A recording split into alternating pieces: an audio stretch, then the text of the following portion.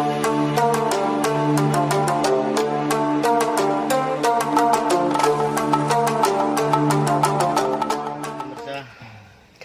kita awali dengan bacaan surat Fatihah dengan harapan mudah-mudahan awal pertemuan kita untuk melanjutkan rutinan kita melaksanakan aktivitas, mudah-mudahan di awal ini kita melakukan kegiatan ini, mudah-mudahan diberi pelajaran.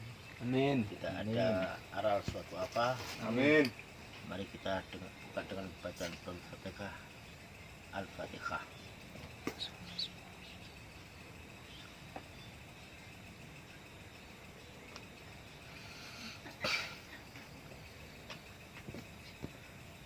Oke teman-teman, mari kita berbincang-bincang, dialog kecil-kecilan ala ngelelir daripada tidur sore-sore. Lebih baik kita memanfaatkan ilmu, memanfaatkan waktu untuk menimba ilmu bersama-sama, asah asih dan asuh, saling memberi dan menimba. Saya mohon mari kita saling nasihat menasihati, wa tawassaw bil haq wa tawassaw bis sabr, saling mengingatkan. Barangkali di channel ngiler ini banyak kesalahan, banyak kekurangan, mohon kritik membangun agar supaya channel ngiler ini sukses bersama anak-anak yatim. Amin. Amin. Oke, sekian, mari kita mulai dari pertanyaan yang ada di luar sana atau dari kru ngiler sendiri. Monggo.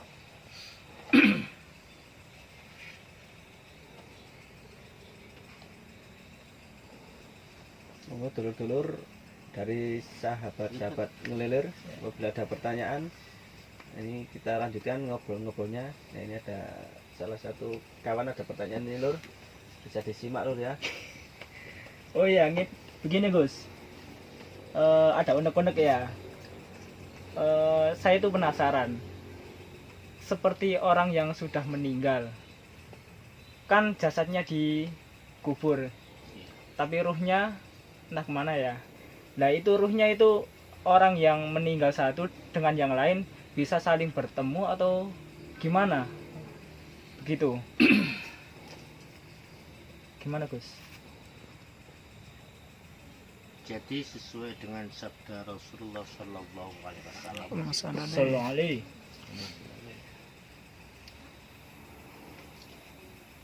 di Riyadul Jannah atau pertamanan surga itu adalah ada pepohonan, yang mana pepohonan itu adalah tempat-tempat ruh itu bersemayam. Jadi ruh-ruh orang yang sudah meninggal, jadi ruh yang sudah lepas dari jasad, itu langsung dipanggil oleh Allah, disemayamkan oleh Allah, bergelantongan di pohon Riyadul Jannah, bergantongan di pohon surga. Disitulah. Berarti tidak seperti yang ada di film-film gitu, orang yang meninggal terus bisa gentayangan gitu. Gimana Gus?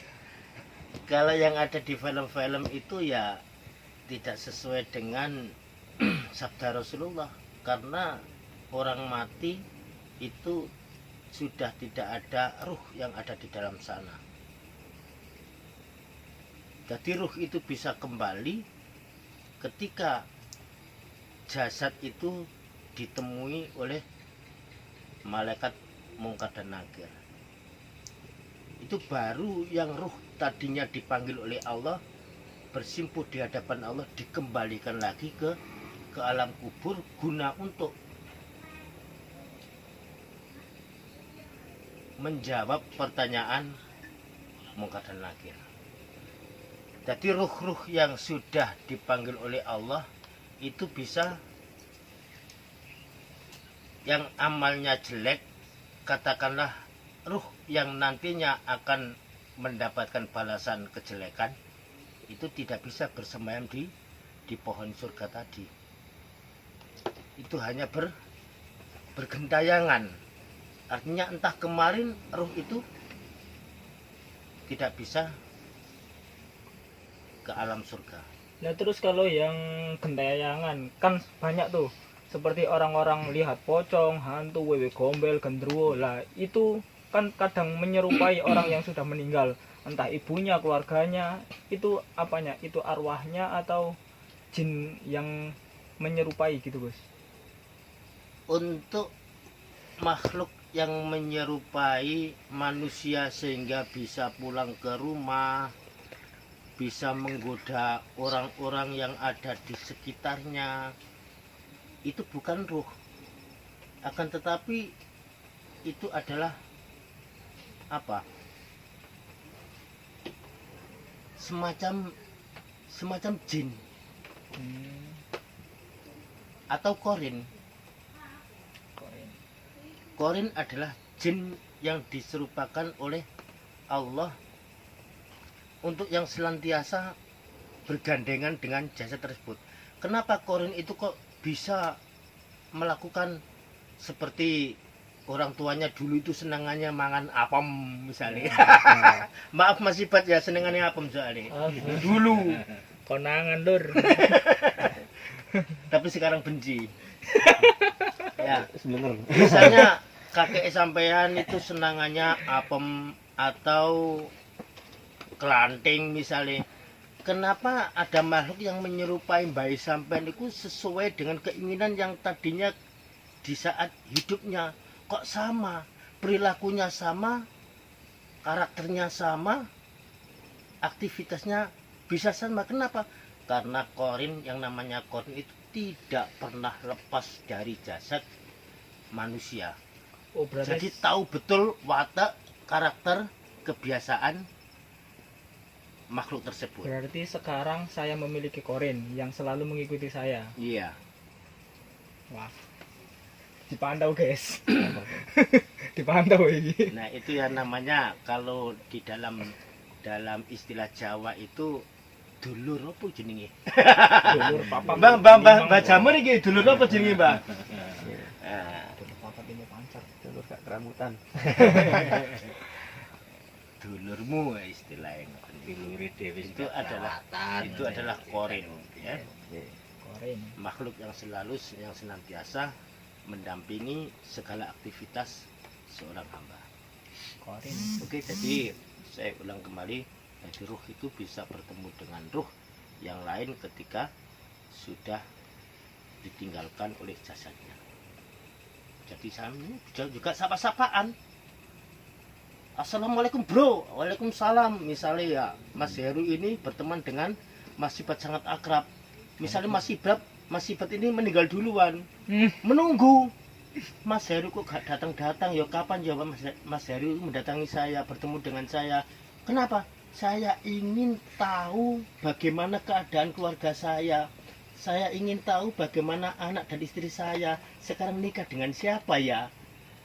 Ini minta informasi kepada mayit yang baru datang.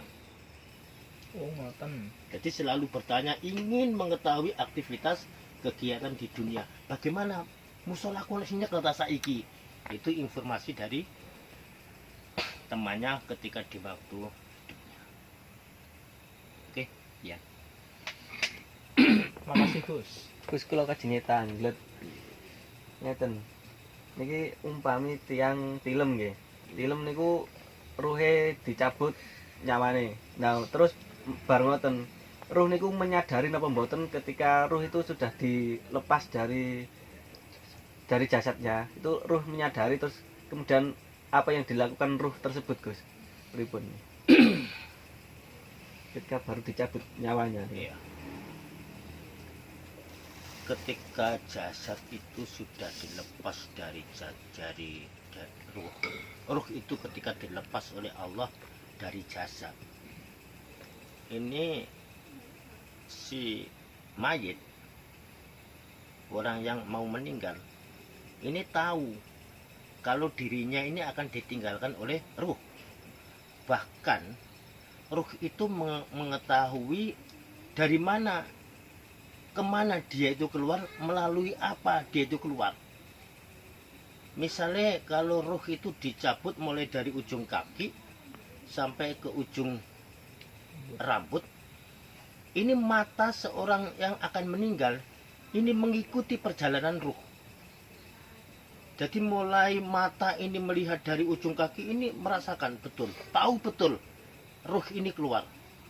Sampai misalnya naudzubillah, ruh ini yang tidak baik dengan adanya jasad yang kurang baik, ini sehingga melotot banget ketika melihat keluarnya ruh.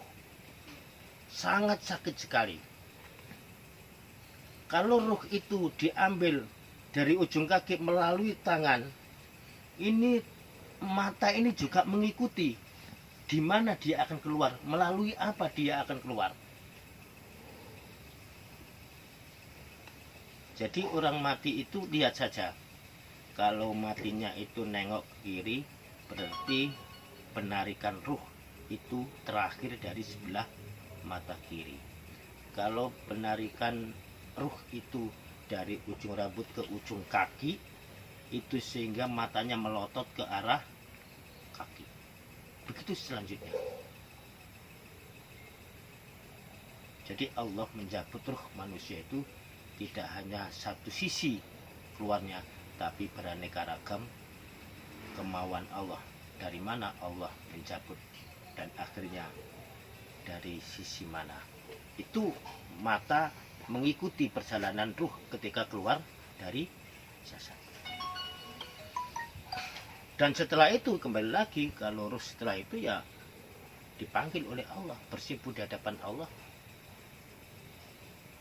untuk mempertanggungjawabkan amal apa yang ketika ia lakukan di saat hidupnya.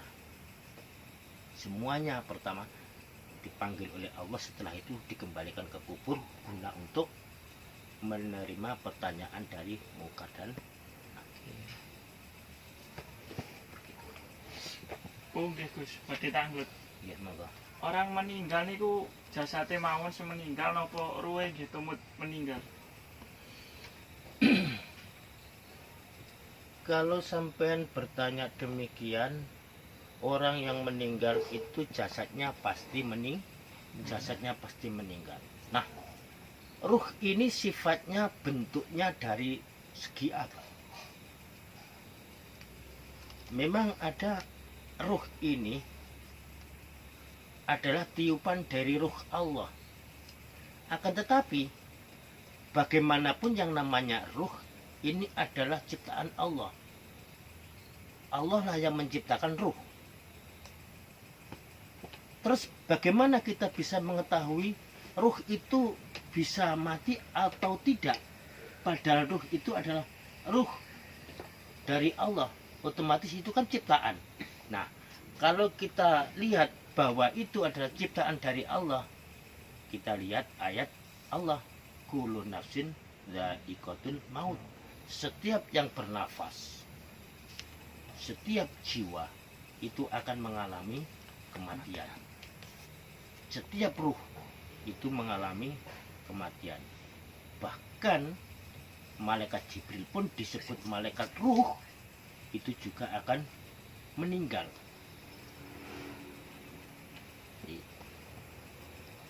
Kullu man 'alaiha fan, setiap ciptaan Allah, setiap apa yang Allah ciptakan, 'alaiha fan, akan rusak, akan hancur, akan fana. Seperti halnya kullu syai'in halikun ila wajha. Segala sesuatu ciptaan Allah selain Allah, semuanya hancur, semuanya fana, semuanya mati.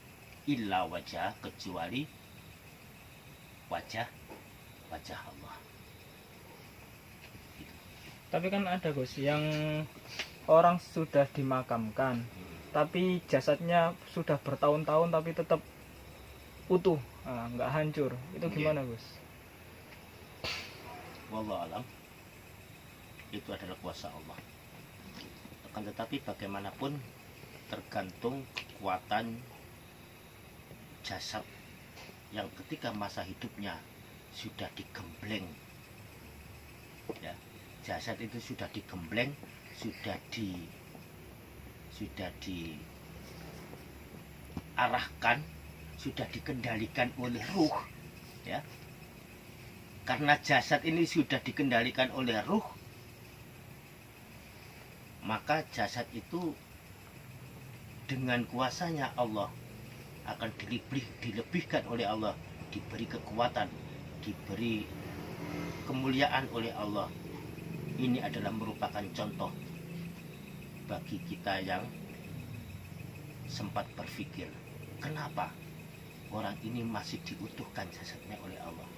Kalau kita lihat dari segi asal muasal orang yang masih dikuatkan jasadnya oleh Allah, diberikan kemampuan untuk bertahan ribuan tahun nggak hancur, kita lihat asal muasalnya ini.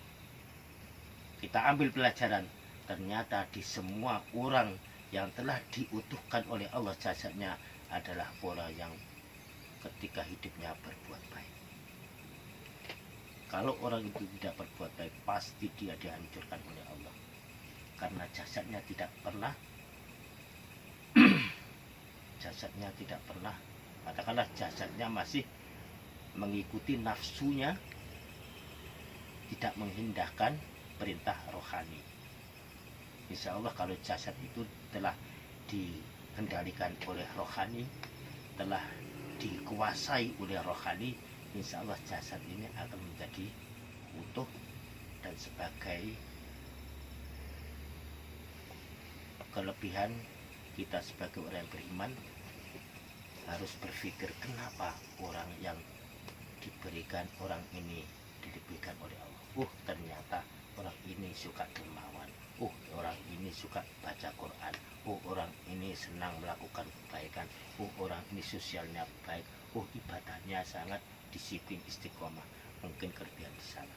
Jadi setiap jasad yang selalu dikendalikan oleh rohani, selalu melakukan kebaikan, insya Allah akan dilebihkan kemuliaannya oleh Allah. Semisal begini Gus, kan saya pribadi ingin saat kita pas sudah dimakamkan, jasad saya sampai hari kiamat utuh, ya. Dan saat saya masih hidup, saya melakukan wirid segala sesuatu, sebuah amal kebaikan, agar nanti saat meninggal jasad saya telah utuh.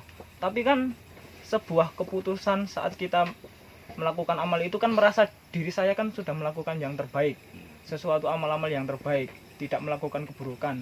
Tapi kan sebuah keputusan, semua takdir kan ada di tangan Tuhan. Itu bagaimana Gus?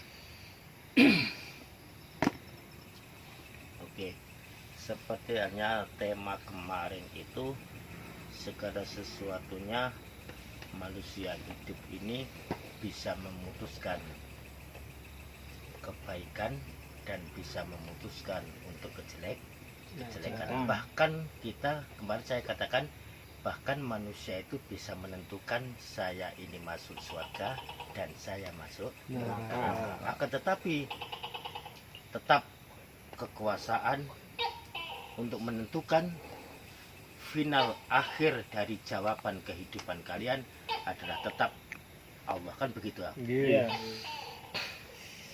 Seperti begini saya contohkan. Jadi saya mencontohkan ini, bukan saya mencontohkan Allah ya.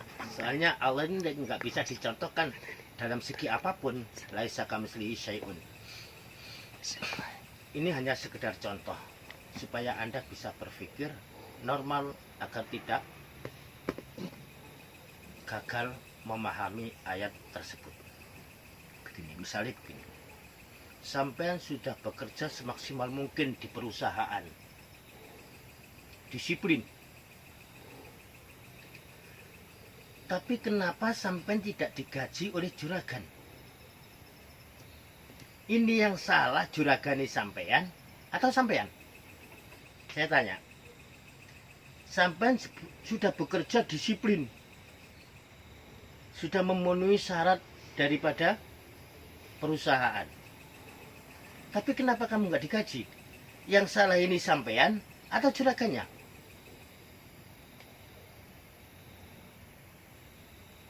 Terserah juragan, dia yang berkuasa. Terserah juragan. Bagaimanapun sampean kan nggak puas dengan jawaban itu. Nggak puas seharusnya. Karena sampean punya hak kan? Iya, seharusnya sang majikan yang bersalah. Nah, Karena saya sudah bekerja sesuai dengan apa yang diperintahkan. tapi kenapa kamu nggak digaji oleh juragan? I don't know. No. I don't know. Karena kamu tidak mengetahui kesalahan yang fatal yang dianggap juragan sampean. Oh. Sadar nggak? Karena saya juga bukan juragan. Sadar nggak? Sampean di situ melakukan hal yang fatal sehingga sampean 1 bulan nggak digaji sama juragan. Misalnya begini, karena kamu nggak tahu kesalahan sampean. Juragan, kenapa saya nggak digaji 1 bulan ini padahal saya disiplin, nggak pernah molor datangnya. Kenapa saya nggak digaji? Kamu tahu kesalahan sampean? Enggak juragan. Misalnya, kamu nggak tahu kesalahan kamu. Enggak juragan, karena kamu telah melirik istri saya. Ini kan fatal. Ampun. Nah, ini karena kamu tidak tahu kesalahan sampean sehingga kamu dinas oleh Allah diberikan tempat yang jelek. Kalau juragan sampean nggak digaji, kenapa? Jadi kalau sampean memprotes Allah, saya sudah bekerja semaksimal mungkin, saya beribadah dengan istiqomah, kenapa saya sudah ikhlas, kenapa saya nggak dimasukkan surga? Padahal Allah adalah zat sing hakim, hakim yang sangat jujur. Allah adalah zat sing adil. Allah adalah zat hakim yang paling adil. Nah, apakah sampean meragukan dengan keadilan Allah?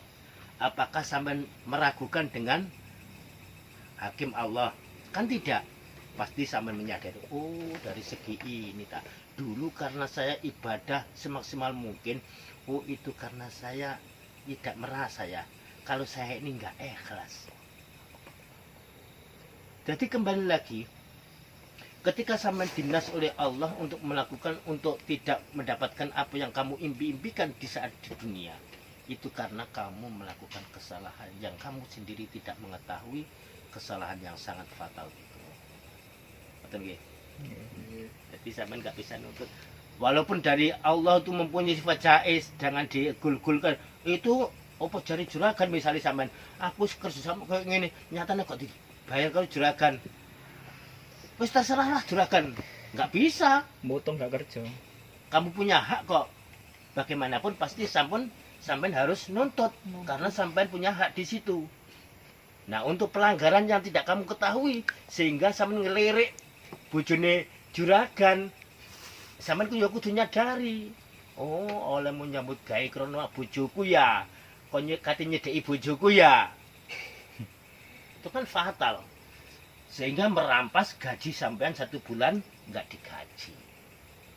Insya Allah Allah mengetahui apa yang ada di rahasia hati sampean.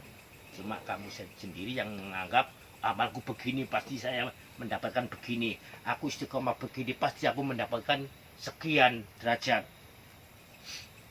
Itu kamu tidak sadari. Kalau kisahnya cucunya Rasulullah itu bagaimana Gus?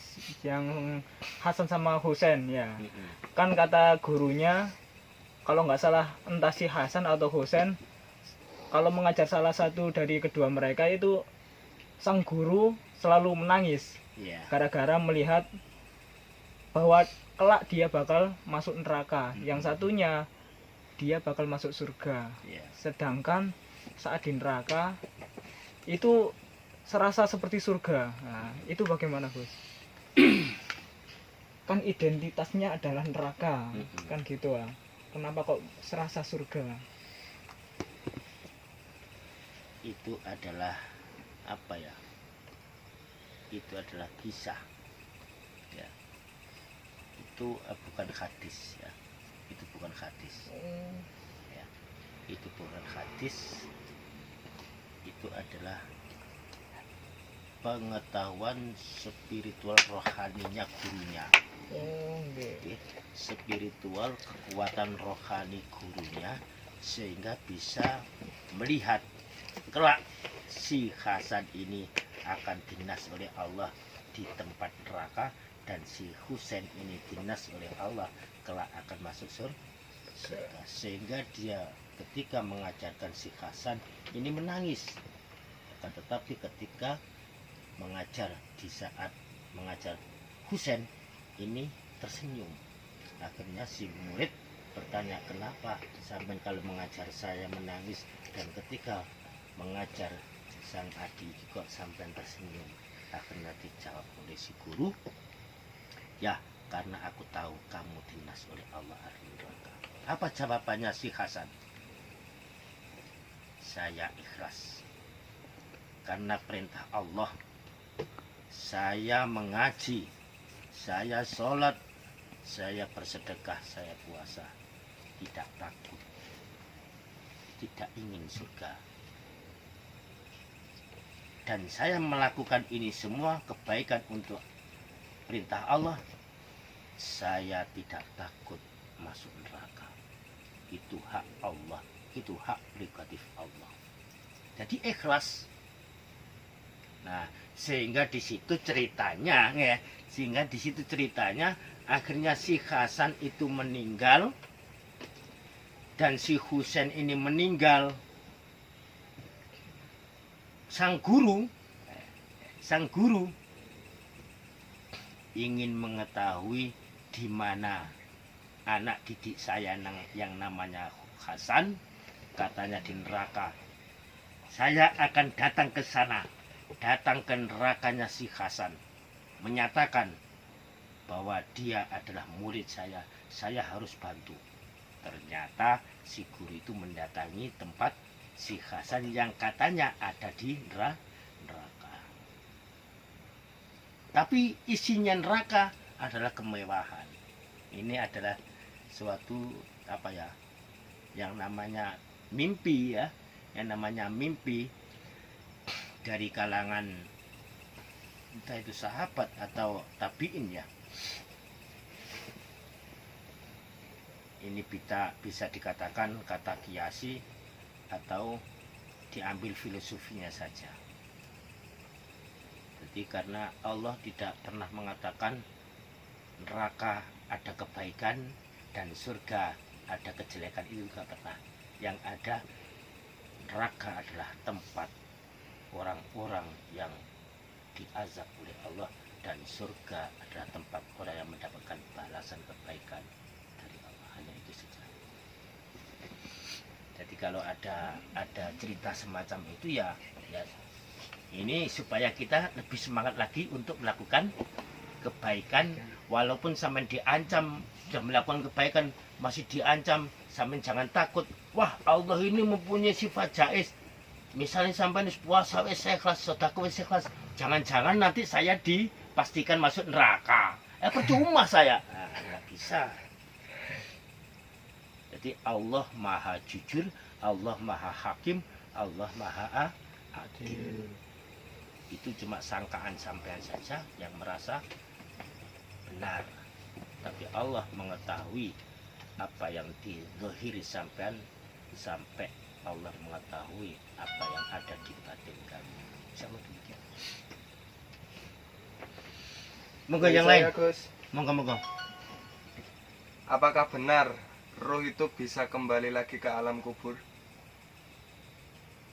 Ya, tadi sudah saya sampaikan, tadi roh itu berkali-kali bisa masuk ke dalam jasad. Ini tidak hanya satu kali. Yang pertama, Allah menciptakan janin di alam rahim, ya, dalam rahim. Lalu Allah meniupkan ruh.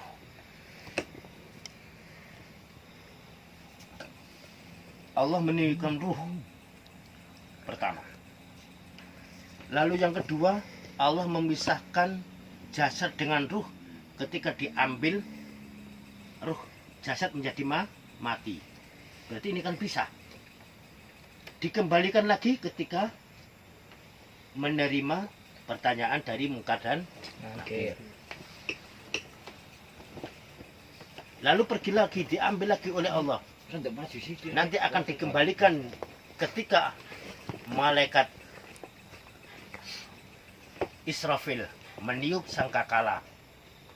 Itu ruh akan dikembalikan lagi ke kubur untuk bangun menerima pertanggungjawaban amalnya. Jadi pulang pergi ruh ke dalam jasad ini. Itu artinya dengan jawaban yang kedua. Jadi ruh ini bisa masuk ke dalam jasad yang sudah mati ketika di alam kubur. Itu. Enggak, yang lain. Mbah Jamur, monggo. Mbah. Pertanyaan. Barangkali ada yang di luar sana mau bertanya, tapi saya tidak bisa menjawab yang sesuai dengan keilmuan yang sampai saya tahu. Yang melihat ini adalah termasuk guru-guru sana, guru-guru saya yang ada di sana. Maaf, karena Gus Tuhan ini apa ya? Ceroboh ya, guru ini gurung tahu syuting kayak gini, muridnya ngelangkai. Soalnya kemarin tuh saya digojol lagi karo kanca-kanca yang pondok. Tapi ya support alhamdulillah ngene-ngene tok.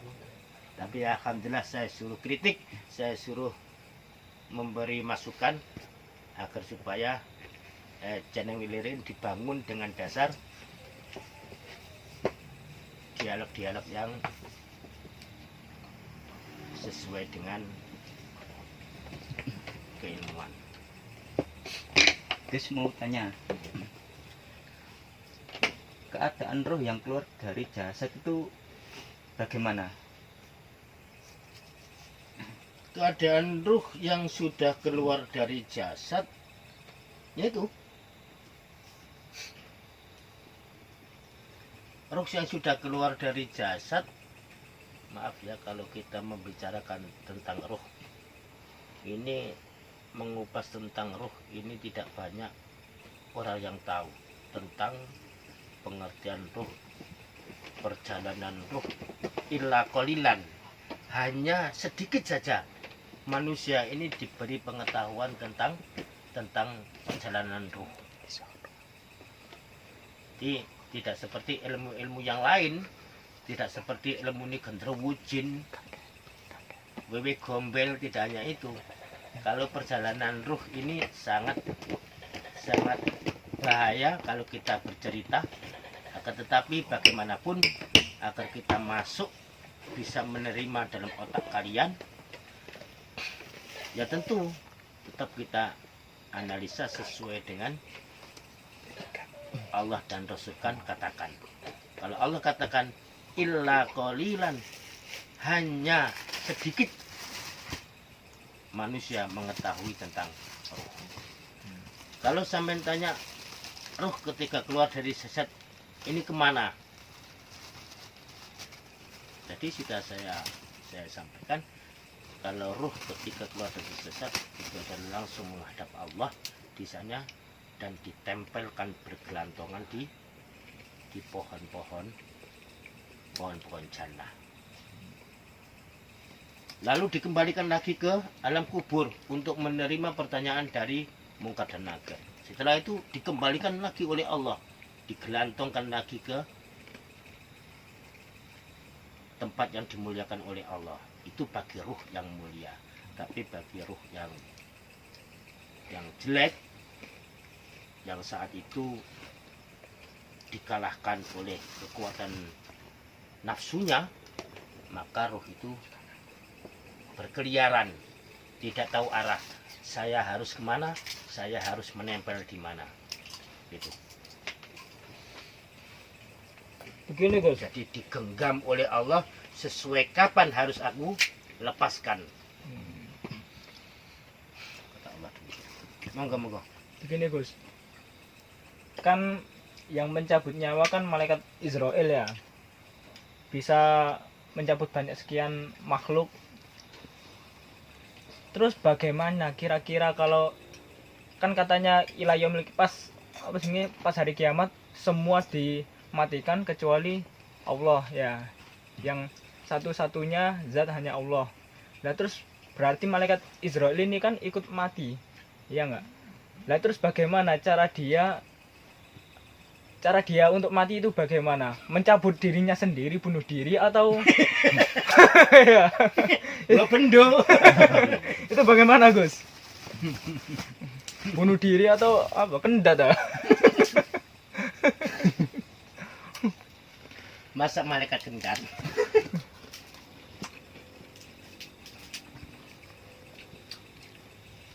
Karena yang bertugas untuk menjabut nyawa seseorang, semua makhluk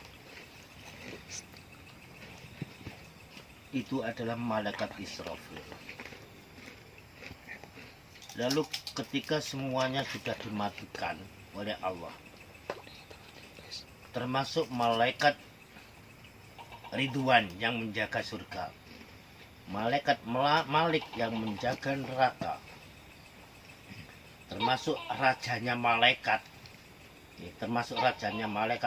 malaikat Jibril juga dimatikan oleh malaikat Israel. Lalu bagaimana malaikat Israel mencabut dirinya sendiri?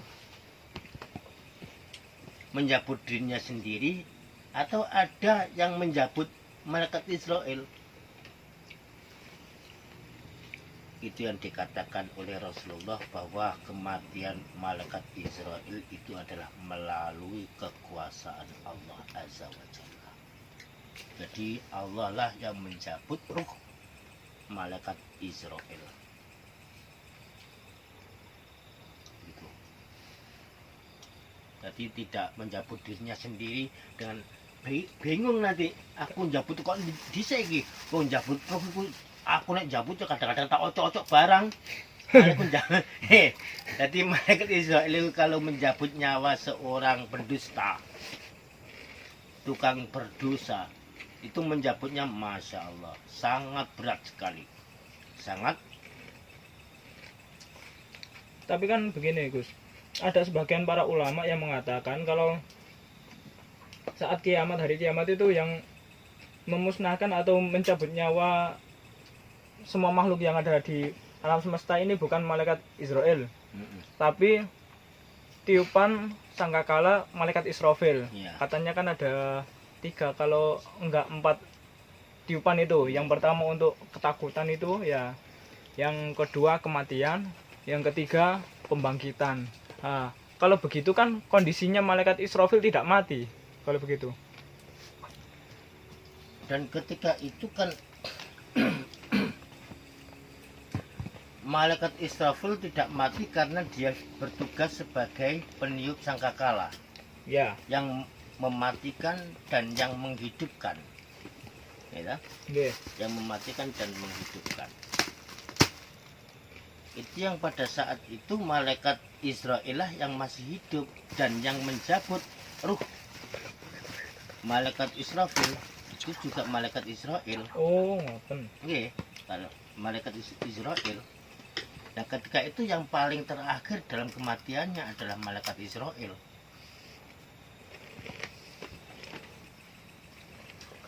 Makanya malaikat Israel kalau menarik dirinya sendiri tidak mungkin, karena saking dahsyatnya tarikan malaikat Israel. Nah ini pernah saya melakukan, ya, saya pernah melakukan ini ketika saya dipanggil oleh tetangga saya dulu, kira-kira tahun berapa ya, 10 tahun yang lalu kali ya, atau bahkan 15 tahun. Saya itu pernah diundang oleh tetangga saya untuk biasa saya itu dipanggil oleh tetangga kalau ada orang meninggal untuk menalkin, ya, untuk menalkin. istilah neng gane ngirik ini nuntun wong sakaratul maut lah. Itu kalau di dalam syariat itulah yang namanya talqin. Jadi talqin itu bukan yang diajarkan oleh Pak Mudin ketika di pekuburan. Itu bukan talqin. Jadi talqin itu diajarkan oleh orang yang sakaratul maut. Itu namanya talqin. Kalau di pekuburan itu bukan talqin. Bukan nalkin orang yang sudah mati, tapi nalkin orang yang hidup bertakziah, yang datang ke kuburan. Itulah yang ditalkin oleh Pak Mudin. Tapi karena sekarang ini sudah menjadi kebiasaan, bahkan orang yang ditalkin itu orang yang hidup.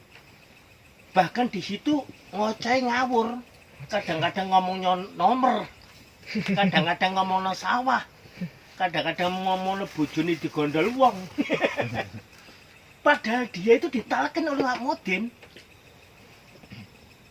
Kalau Pak Mudin mentalkin orang yang sudah mati, untuk apa orang yang sudah mati diajarkan? Nggak bisa apa-apa. Bisa mendengarkan tapi dia tidak bisa menjawab. Ingkoto amaluhu, sudah putus amalnya di situ, tidak bisa diajarkan lagi. Jadi yang sebenarnya talqin itu diajarkan orang yang mau mati, orang sakaratul maut. Nah, disitulah. Jadi saya pernah disuruh tetangga saya untuk mentalkin orang yang sakaratul maut. Bahkan saya menolak karena saya kurang mood lah. Bahasanya kurang mood. kurang percaya diri. Nah, saya kurang mood, saya nggak ada semangat lah untuk ke sana. Karena sudah terbiasa sih orang-orang menyuruh saya untuk mentalkan orang yang sakaratul maut itu biasa. Tapi pada saat itu saya kurang mood, bahasanya sampai lah. kurang Akhirnya sampai dipanggil 2 kali saya nggak mau datang. Sampai saya dipanggil 3 kali. Sebenarnya saya nggak mau datang sih, cuma dipaksa oleh istri. Sampai itu dimintai tolong sama warga, disuruh untuk mentalkan orang yang sakaratul maut. Kenapa sampean nggak mau? Padahal hati saya ini berat. Kenapa? Di sana pasti akan nggak tahu lah ada apa. Akhirnya apa? Saya terpaksa datang dengan cara merasa terpaksa. Saya merasa terpaksa. Akhirnya saya datang, tapi nggak kayak di sini ya, di sana lah. Pokoknya pernah lah. Aduh. Gue tak omong nunggu kini sama goleki sapa yo. Tangan. Gue tak omong sama nunggu kini sapa yo. Akhirnya saya datang dengan merasa terpaksa. Tapi hati saya ada tantangan begini. Apa tantangan saya dalam hati saya? Karena saya anggap ini perjalanan saya nalkin ini, saya anggap ini berat bagi saya. Saya merasa nggak nyaman, saya merasa berat karena saya terpaksa. Akhirnya apa hati saya mengatakan begini? Hati saya mengatakan, saya ingin mengetahui Israel bagaimana cara mencabut orang ini. Ya segini lah, Gus Dua ini perlu kontroversi. Sampai-sampai ingin ketemu malaikat yang menjabut nyawa. Masa ini pernah saya lakukan. Wani sampai ngomong. Melayu. Melok dijabut pisan niku. Melayu sih. Akhirnya saya meditasi, saya melakukan ritual baca Yasin sampai selesai. Ya, saya ritual dengan baca Yasin sampai selesai. Pas wa ilaihi turja'un, saya nggak sadarkan diri.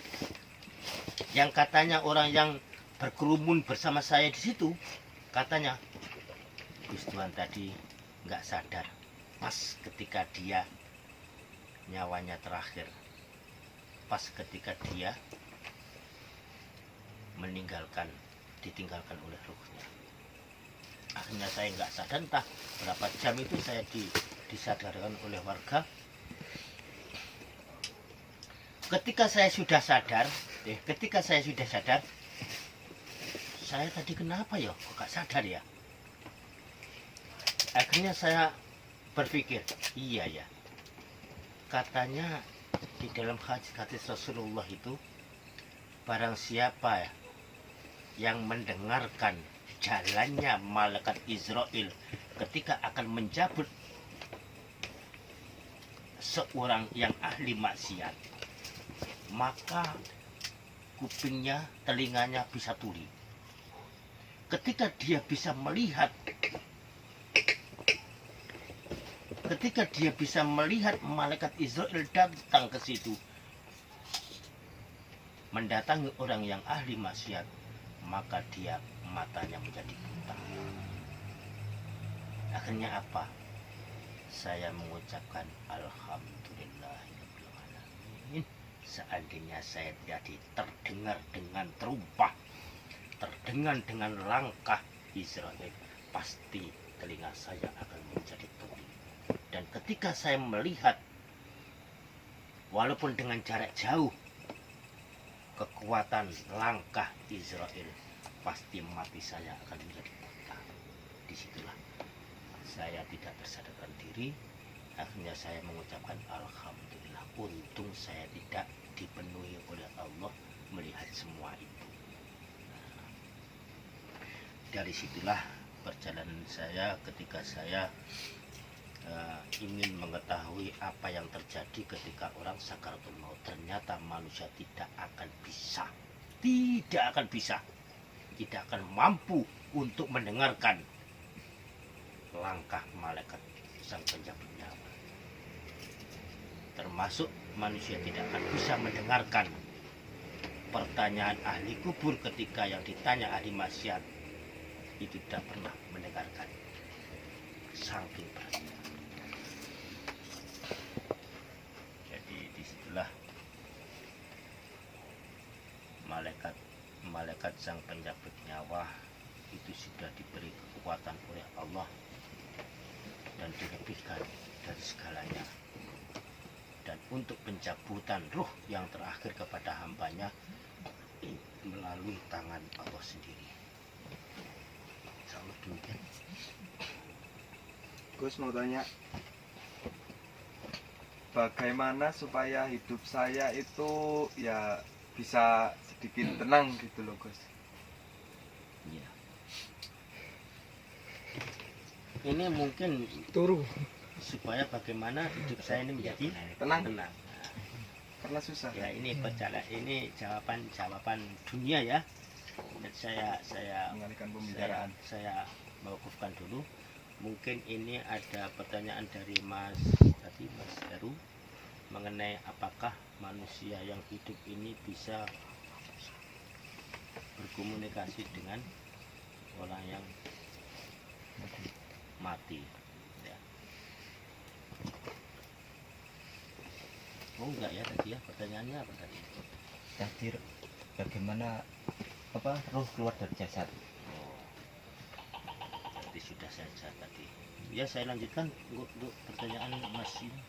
Bagaimana orang hidup di dunia ini agar menjadi tenang, selalu ceria gitu ya? Nggih. Selalu ceria, selalu happy, tidak banyak permasalahan.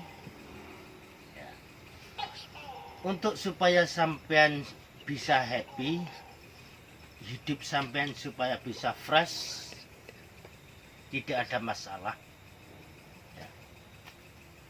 Itu tergantung kemampuan sampean bagaimana menyikapi kehidupan ini. Bagaimana sampean bisa menyikapi kehidupan di dunia ini.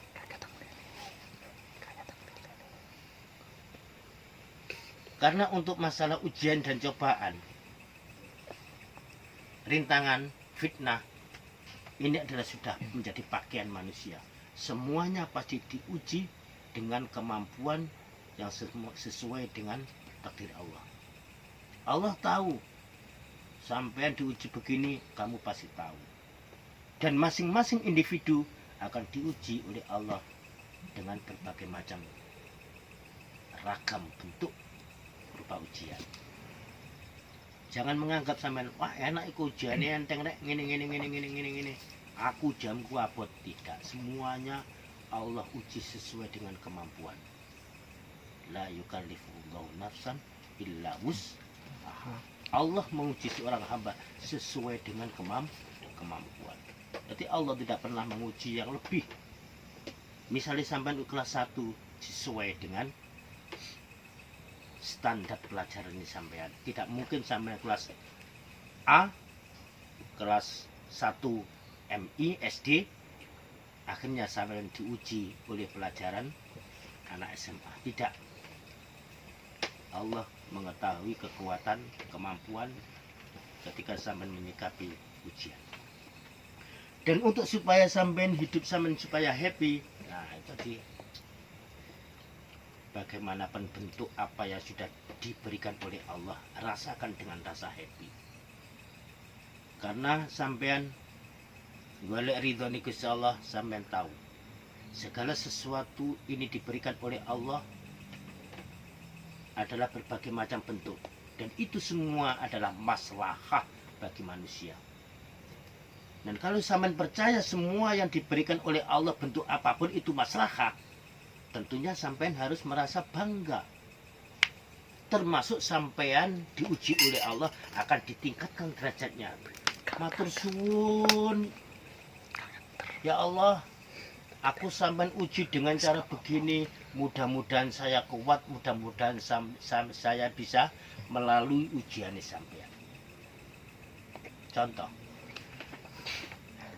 sampean mau naik ke kelas 3 SMP. Ya, sampean bersekolah mau naik ke kelas 3 SMP. Sampean mau diuji guru nih sampean? Mau nggak? Diberi pelajaran, diberi ujian supaya naik ke kelas 3 ini mau? Mau.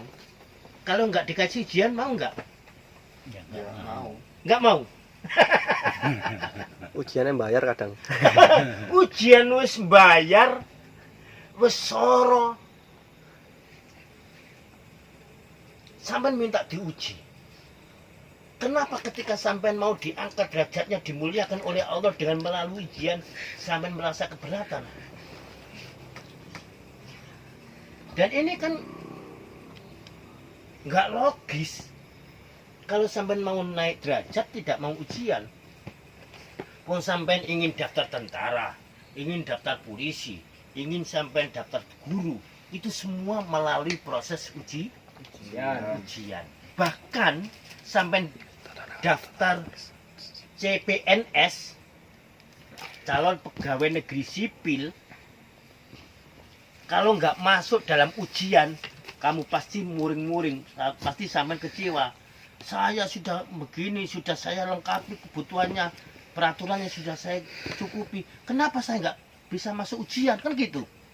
Nah, karena apa? Karena tahu ketika saya ujian dan ketika aku lolos, pasti aku akan dijamin oleh pemerintah. Kan begitu. Ditingkatkan derajatnya sehingga bisa menjadi pegawai negeri. Begitu juga ketika sampean hidup di dunia ini sadar. Kalau sampean diuji oleh Allah akan ditingkatkan derajatnya, pastinya sampean harus, kapan ya Allah ujian mana, aku cek munggah mana ya Allah. Ya Allah kapan uji mana ya Allah. Apapun bentuknya ujian pasti aku akan lakukan ya Allah. Kan seharusnya begitu. Nah, kalau kita sadar demikian, ya, kalau sampean sadar demikian, dengan adanya ujian sampean akan ditingkatkan oleh Allah. Seharusnya sampean terima kasih ya Allah, Engkau telah menguji saya.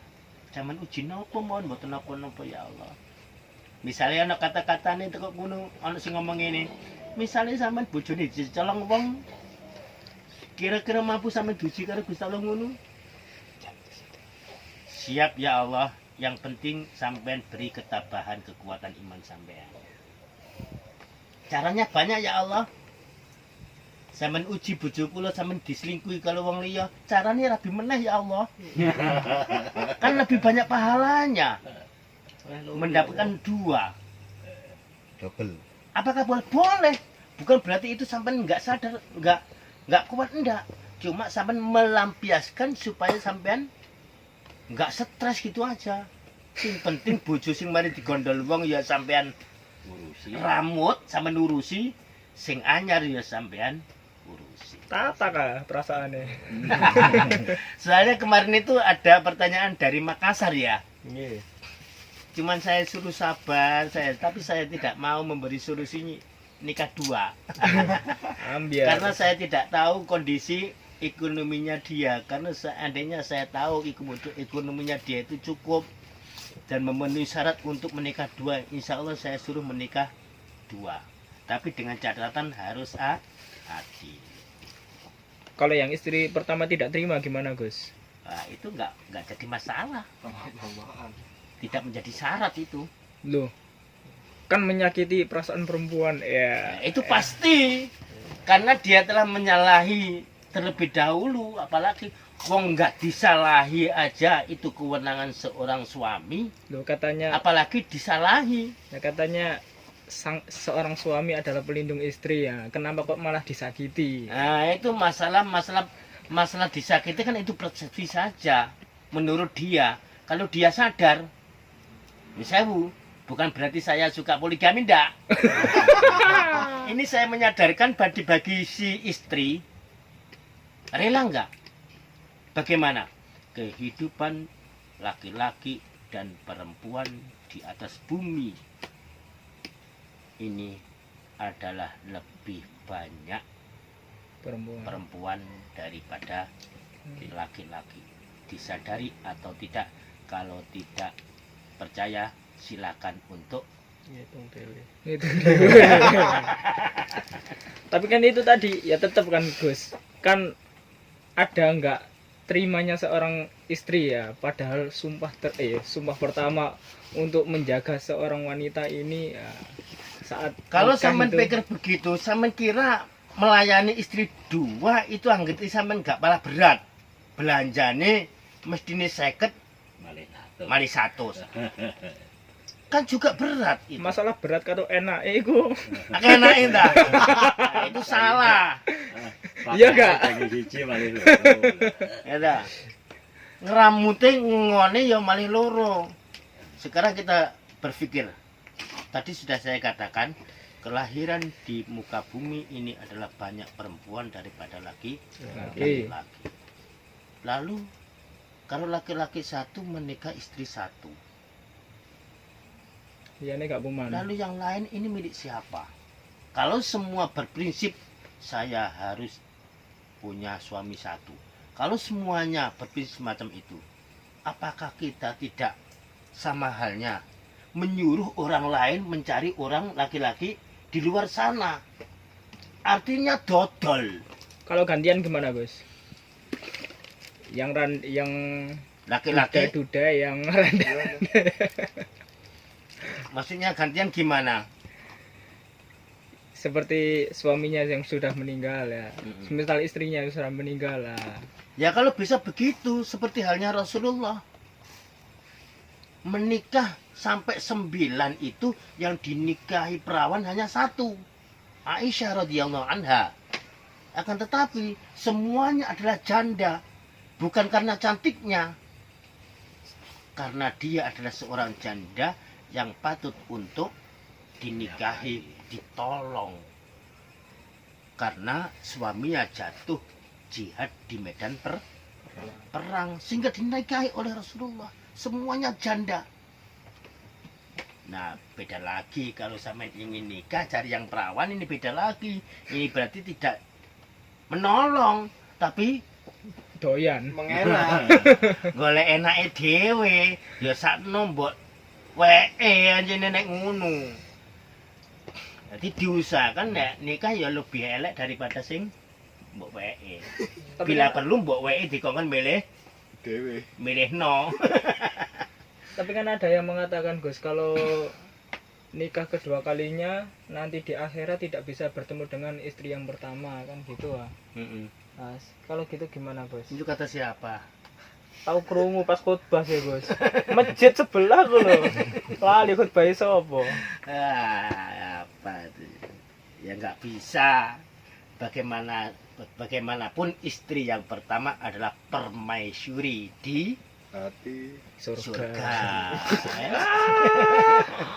Enggak mungkin sampean rabi kedua sing mbok weke dadi ning ngene ati. Ya dadi nggo delamaan sikil, mbok nomis nggo ati. Bagaimanapun istri yang pertama adalah bidadari kita di atau permaisuri ya. Jadi permaisuri itu ratune bojo-bojo liyane. Makane ngenengku wong lanang itu bisa mempunyai istri 70 ketika di surga ya. Sampeyan ojo bayangno. Rabi bojo 70 ku yo opo le nglayani. Gak leren ta. Sampeyan bayangno gak teko. Itu yang jadi permaisurinya adalah istri yang pertama. Yang baik. Kalau yang nggak menerima tadi ya bukan termasuk permaisuri. Mau diizinin nikah ora gelem ora oleh.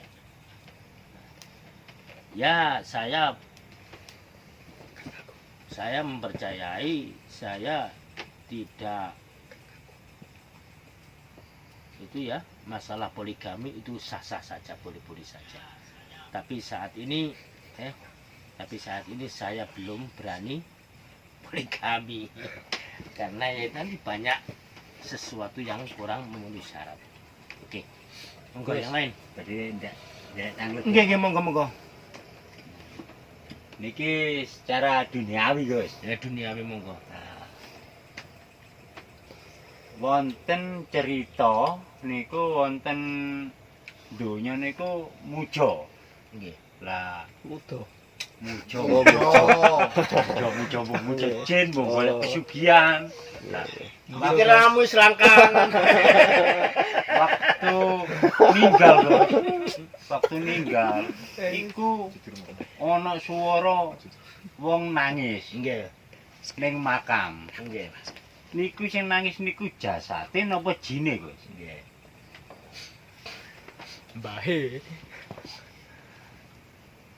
Bisa termasuk jasadnya ya, bisa termasuk jasadnya ketika rohani datang ke situ merasakan azab kubur. Bisa juga itu adalah godaan, artinya jin dan sebangsanya. Jadi bisa itu untuk yang menangis di alam kubur itu bisa jasadnya ataupun jinnya. Akan tetapi suara orang yang diazab di kubur itu yang hanya bisa mendengarkan hanya hewan saja. Manusia tidak bisa mendengarkan azab kubur. Jadi azab kubur itu hanya bisa didengarkan oleh hewan. Makanya di situ dilarang untuk berternak atau mengembala hewan di atas bumi kuburan. Itu dilarang. Satu, karena najis. Yang kedua, karena takut hewannya itu merasa kesakitan karena mendengarkan mayat yang sedang disiksa. Termasuk ayam itu bisa mendengarkan, hewan apapun itu bisa mendengarkan, semua mendengarkan. Itu jadi yang jelas untuk menjadi jawaban ini, itu adalah makhluk di luar manusia. Yang menjerit, yang menangis itu bukan jasadnya, itu adalah murni jin yang menggoda. Karena itu tadi memuja, karena tujuannya kan memuja, minta ini dan itu, termasuk mendewa-dewakan atau termasuk memuja. Ini adalah ujian bagi orang yang meminta itu tadi, yang mendewa atau memuja tadi. Karena itu bisa nanti jinnya berupa apa saja bentuknya, bisa berupa orang yang hidup tadi, bisa menyerupai wali, bisa menyerupai kiai ini sampai sisa menganggap linuwe, bisa sampean ditemui karo mbae. Mbuh mbae sapa Mbah? Mbah sapa? Jamur. Mbah Jamur. Jadi pasnya jawaban itu adalah bukan suara manusia atau orang yang diazab, karena yang bisa mendengarkan azab kubur adalah hanya hewan. Oh nggih Gus. Orang mati suri niku ruwe napa kados tiyang tilem napa pun dipundhut kalih malaikat terus dibalakaken malih napa ya napa?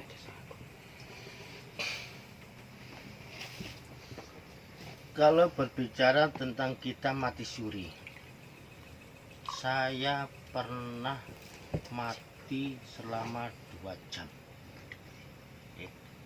Saya pernah mati selama 2 jam. Ini saya ceritakan enggak ya? Monggo. Karena ini ceritanya insya Allah gurung tahu tak cerita nang sampean kabeh, senajan sampean wis tahu lungguh karo kula pirang-pirang tahun, gurung tahu kula ceritakan. Saya bisa mengatakan mati. Kenapa? Karena saya sudah lepas dari kesadaran saya selama 2 jam.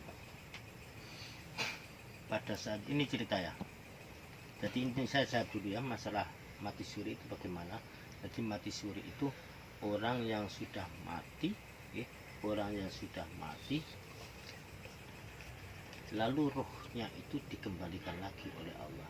Dan orang mati suri itu sebetulnya belum mati, orang mati suri itu sebetulnya belum mati, hanya dalam kondisi tidur. Karena sampean mengatakan bahwa orang yang ditinggal rohani adalah orang yang tidak punya ambekan, ya kan? Nafas. Orang yang tidak punya nafas itu kamu anggap sebagai orang mati. Dan sebenarnya orang mati ukurannya bukan itu. Ukuran orang mati bukan orang yang tidak punya nafas. Tapi ukuran orang mati adalah orang yang sudah ditinggalkan oleh ruh. Dan ruh itu bukan nafas. Ya. Jadi ruh itu bukan nafas, tapi ruh adalah kekuatan yang Allah tanamkan di dalam jiwa, di dalam jasad oleh manusia. Makanya saya katakan, orang yang mati suri itu sebenarnya orang yang belum meninggal. Orang tertidur, orang yang sudah masih tertidur. Nah, orang tertidur itu adalah ruhnya memang diambil oleh Allah. Jadi ruh orang tidur itu bisa diambil oleh Allah sehingga bisa bertemu dengan temannya di sana, temannya yang sudah meninggal pernah, ya, itu bisa bergentayangan di sana, akhirnya bertemu, akhirnya orang yang tertidur melakukan ekspresi apa? Bermimpi. Itu adalah pertemuan antara orang yang hidup yang masih tidur dengan ruh orang yang meninggal. Jadi ruh orang yang mati suri adalah orang yang belum meninggal. Tanda-tanda orang ditinggal ruhnya bukan orang yang sudah tidak punya nyawa atau ambekan, tapi bukan itu. Makanya kenapa saya bisa katakan orang hidup ini bisa bertemu dengan orang yang sudah mati. Ini juga pernah saya lakukan. Ini adalah bermimpi ketika itu. Cerita dikit nggih. Monggo. Saya pernah bermimpi karena saya punya teman akrab pada saat hidup mereka, hidup dia. Akhirnya saya kebawa mimpi. Teman saya yang sudah meninggal, insya Allah kalian semua tahu, yang dulunya namanya Mulyono. Sebelum meninggalnya, dia itu punya nama, diganti nama Koyum, Abdul Koyum. Itu teman saya, akrab saya.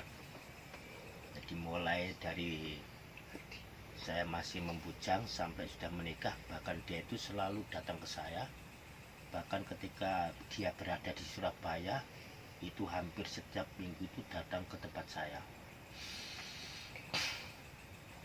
Karena dia itu selalu menyupport saya ketika saya menggeluti dana anak yatim.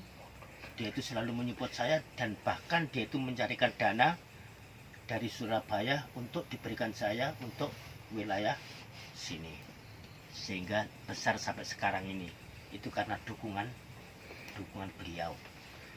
Nah, di saat dia itu telah meninggal, saya bermimpi seakan-akan saya ini mengelilingi pekuburan Mojokembang ini. Saya berkeliling di pekuburan itu. Akhirnya saya mencari di situ, saya bau wangi, sehingga wanginya itu kalau saya hitung ada 7 bau harum. 7 bau harum. Akhirnya saya menemukan titik di tengah-tengah pusaran, bau wangi tadi saya temukan di tengah-tengah pusaran. Yang mana sampai insya Allah tahu, pusaran itu adalah tempat mbah saya disemayamkan di sana. Yang sering sampean datangi sana lah ziarah ya. Itu di situ. Nah, di situ saya temukan bau harum di situ. Ternyata di situ di atas pusaran itu ada koyom tidur di situ. Loh, kamu kok di sini, Om? Iya. Kamu cari apa, katanya begitu. Aku cari bau harum. Yang saya cari bau harum itu ada 7 bau harum. Apa kata dia?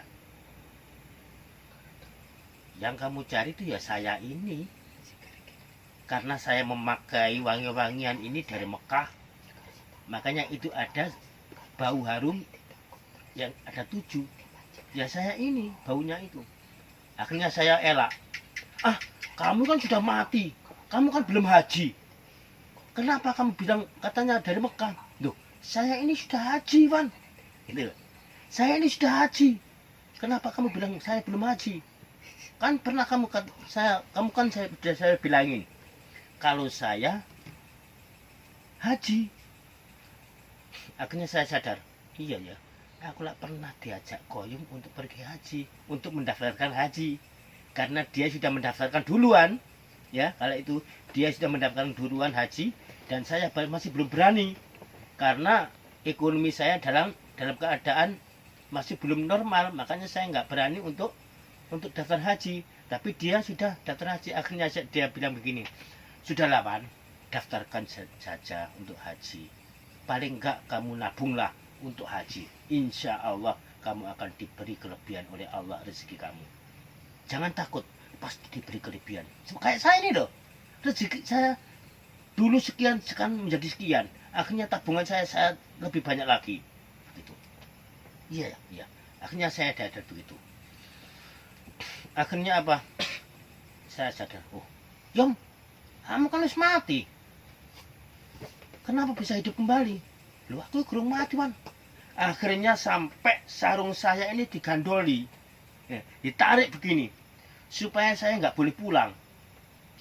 Akhirnya saya sadar karena dia itu sudah mati. Akhirnya saya rayu bagaimana supaya tarikan ini bisa lepas. Akhirnya saya rayu, akhirnya saya loncat. Akhirnya saya bisa lepas. Akhirnya saya sadar, Masya Allah, aku mau mimpi ketemu koncoku dini sing sak perjuangan untuk memberikan masukan, memberikan solusi untuk anak yatim. Akhirnya saya wudhu, sholat hajat, mudah-mudahan almarhum diberikan tempat yang layak oleh Allah. Akhirnya saya tidur lagi. Ketika saya tidur lagi, bermimpi lagi, ketemu sama orang tua saya, Mbah Hanafi. Jadi saya ketemu di situ. Akhirnya apa? Akhirnya saya melihat orang tua saya itu numpuk karpet. Jadi nenggone jero kuburan itu ditumpuk karpet sampai misalnya tanah sampai karpetnya itu tinggi begini, segini. Dari bawah sampai setinggi begini. Dan karpetnya itu lebar-lebar, tebal-tebal.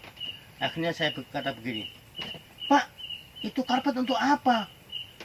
Wong kuburan sempit itu kok sampean gelari tikar segitu banyak, karpet segitu banyak. Kamu itu bagaimana sih, Wan? Di dalam itu lebar. Di dalam itu lebar. Ini karpet segini, ini masih belum cukup untuk saya gelar di sana. Kalau nggak percaya kamu lihat. Saya nggak mau lihat, saya nggak berani. Cuma saya tengok begini dari jauhan. Oh iya, lebar. Lebar di dalam.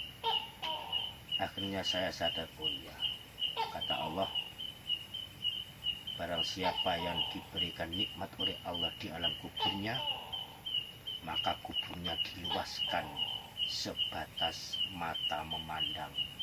Kata Allah. Kata Rasulullah begitu ya, kata Rasulullah. Barang siapa yang diberikan kenikmatan di alam kuburnya, maka dia itu akan diluaskan kuburnya oleh Allah sebatas mata memandang. Sapi rada wani. Wis pokoke sampean delok nang ngene ora-ora ya, delok nggo kono kok. Misale.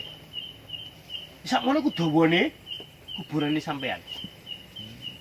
Akhirnya saya sadar, oh iya, mudah-mudahan bapak saya sesuai dengan apa yang dia ucapkan. Karpet ini tidak cukup untuk digelar di kuburan. Akhirnya saya terbangun. Masya Allah. Saya hanya berdoa mudah-mudahan betul apa yang sudah saya impikan. Nah inilah menunjukkan ruh orang yang dalam keadaan tidur, orang yang masih hidup ini bisa berkomunikasi dengan ruh orang yang sudah meninggal.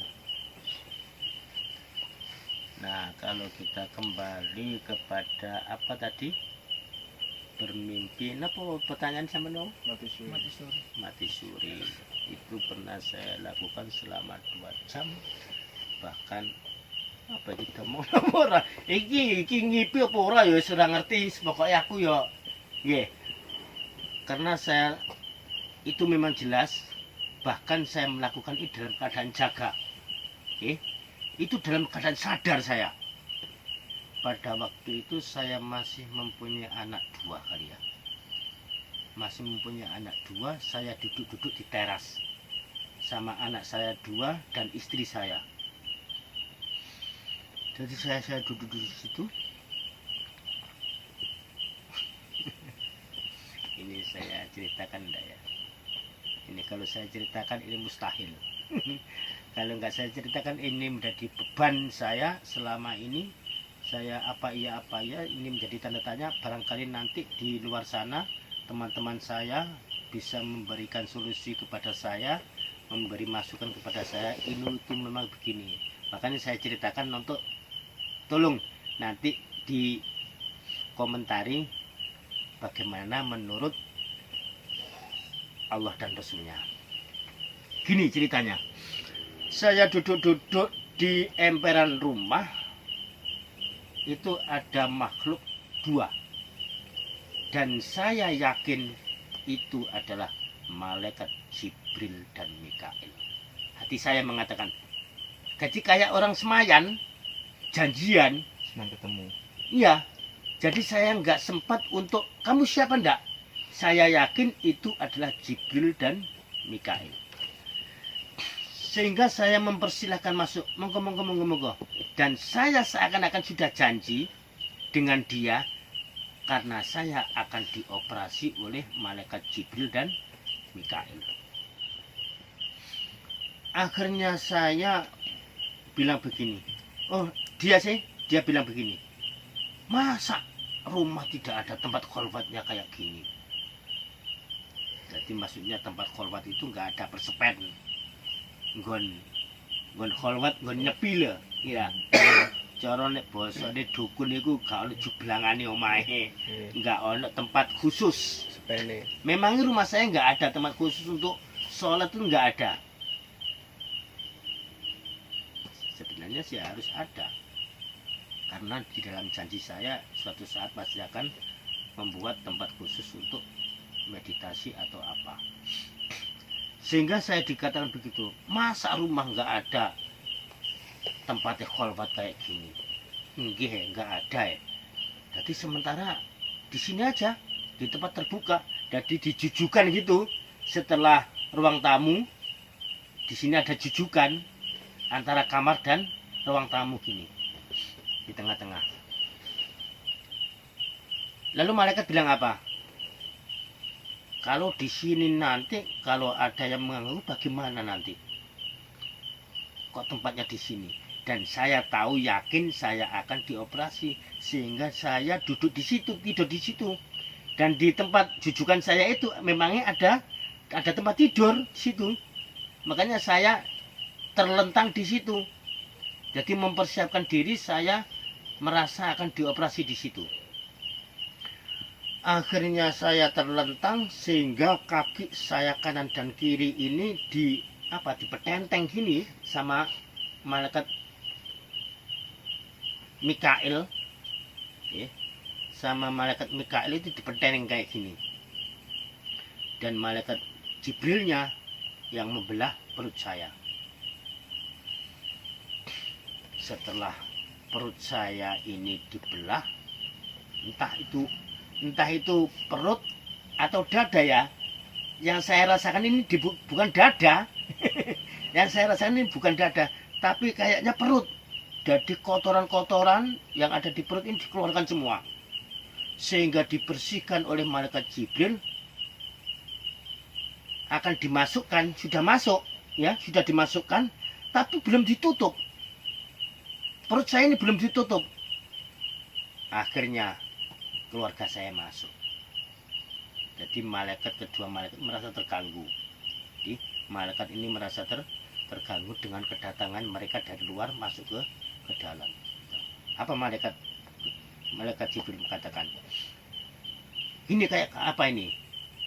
Sudah terganggu, belum selesai ini. Nah, dengan kata-kata belum selesai sudah kedatangan orang dari luar, sehingga malaikat kedua ini merasa terganggu. Akhirnya saya jaga, saya sadar. Masya Allah. Akhirnya saya sadar di situ, tubuh saya ini tidak bisa gerak sama sekali. Tubuh saya tidak bisa gerak sama sekali, lumpuh katakanlah. Lumpuh. Jadi tahu orang, tapi mata ini tertutup. Mata ini tertutup, tahu orang berkeliaran itu tahu. Itu adalah. Jadi orang yang mati itu walaupun matanya tertutup, ini saya tahu gerak-gerik seseorang. Jadi saya merasakan betul saya ini adalah orang mati. Jadi walaupun mata ini tertutup, saya ini melihat apapun yang dilakukan oleh istri dan anak, ini tahu semua. Bahkan tetangga-tetangga waktu itu banyak yang datang mengerumuni saya. Akhirnya saya bisa melakukan itu selama 2 jam katanya. Kata istri saya, sampai mau nggak sadar selama 2 jam. Itu akhirnya istri saya tahu, ternyata tahu rahasia saya, ya, tahu rahasia saya. Kalau untuk kesembuhan saya ini digerojok atau disiram air sumur, disiram oleh air sumur, karena dulu sudah saya kasih pengetahuan wasiat istri saya, ini sumur untuk berobat. Termasuk sumur itu bisa berobat untuk ayahnya Mas Dayat ketika sakit perut. Itu saya ambilkan kunir yang masuk ke dalam sumur situ. Jadi saya ambil kunirnya dan saya ambil airnya untuk saya minumkan ke orang tuanya Mas Dayat. Makanya dia itu dekat sampai sekarang ini dia selalu dekat dengan saya, karena itu dia merasa terobati dari itu. Nah, disitulah akhirnya saya diguyur air dari sumur langsung. Akhirnya saya sadar. Nah, untuk cerita itu apalah, saya sebenarnya nggak mau kupas sih masalah ini, karena ini kayak nabi aja. Ya, saya ingin tahu itu bagaimana, kenapa saya bisa bermimpi, saya melakukan seperti itu, dan bahkan saya merasa saya dimati, tapi sudah bisa melihat orang aktivitas yang ada di luar sana, tapi kenapa kok badan saya ini tidak bisa bergerak sama sekali, itu saja. Jadi saya anggap itu adalah apalah, nggak tahu itu ceritanya, bagaimana apa orang mati suri, ya saya anggap seperti itu.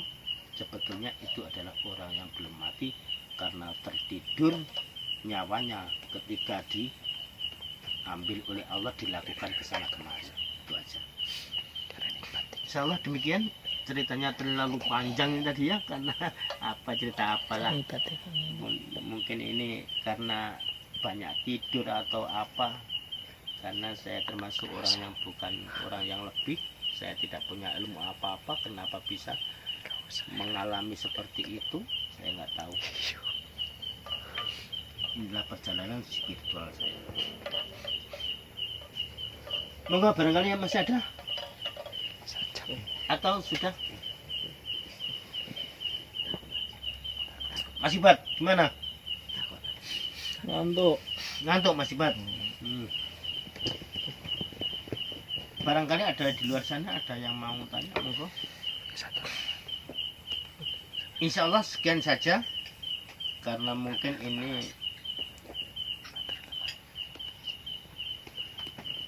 ada gangguan sinyal ya. Mungkin kita bisa sambung di lain kesempatan. Mudah-mudahan nanti kalau posnya ini sudah terpasang wifi, insya Allah nanti akan bisa lancar untuk melakukan live streaming ini. Mungkin di situ saja saya sampaikan. Mungkin maaf tidak bisa menerima konsultasi, dialog dan lain sebagainya karena kondisi sinyalnya yang kurang memenuhi syarat. Insya Allah di lain kesempatan kita akan pasang wifi besok insya Allah. Dan cukup dari saya mengucapkan terima kasih atas partisipasinya, atas dukungannya, sehingga mau melekan sampai jam segini.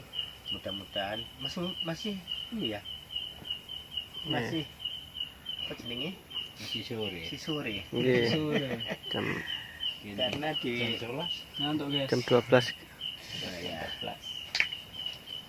Oke, sekian saja. Mohon maaf, kritik sarannya ditunggu Tuhan, karena pasti banyak kekurangan, khilaf dan lain sebagainya. Oleh sebab itu mohon maaf kepada semua saja yang berpartisipasi di sini mengikuti jalannya live pada sore ini. Kurang lebihnya mohon maaf yang sebesar-besarnya. Akhirul kalam astagfirullah fiikum. Ihdinas siratal mustaqim. Assalamualaikum warahmatullahi wabarakatuh. Waalaikumsalam warahmatullahi wabarakatuh.